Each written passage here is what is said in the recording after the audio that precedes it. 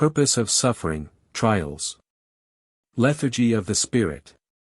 BD number 0373. April 11, 1938, many things in life discourage the human being. It is like a bond which binds the heart of such a person. Time and again doubts in the goodness and mercy of God arise when grief and suffering occur too often.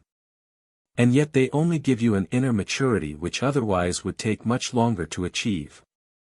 And since your earthly life only lasts a short time, it is necessary that such depressing or painful occurrences must take place frequently and sometimes one after another, so that you may derive blessings from them, that you look upon your life earnestly and carefully, and that your desire turns more and more away from the world and its attractions, which are a serious danger to you. Life often seems unbearable for the individual. Sometimes such an earthly child tires and loses heart. It drifts without making any effort to change this discouraged existence. And yet it would be so easy for you as soon as the right attitude towards God shows you the way you have to go. But consider the many seemingly insurmountable obstacles in your life. Would you have escaped from them if you had not been given help from above every time? But you do not always recognize this help as sent from above, yet every occurrence is a flow of God's grace.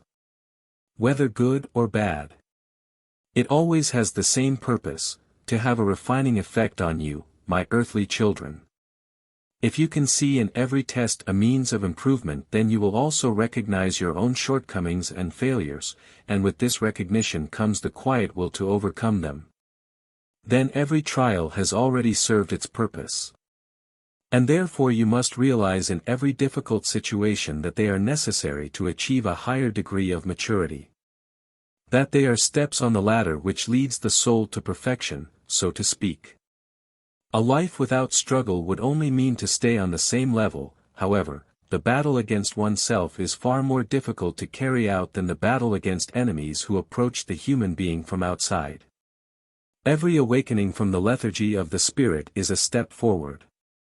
The alert human being will remember his spirit and not let it starve, for lethargy is a relapse and cannot be called enlivening in any way. It will defeat every urge to be active and can never have a beneficial influence on the soul.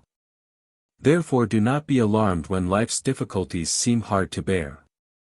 If they make you aware of your shortcomings and you fight them, then they will disappear again in not too long a time, for the Lord only allows such trials until they have served their purpose and improved the heart of the human being. Because it is not His will that you should suffer, except that through this you are made worthy of everlasting joy. Amen.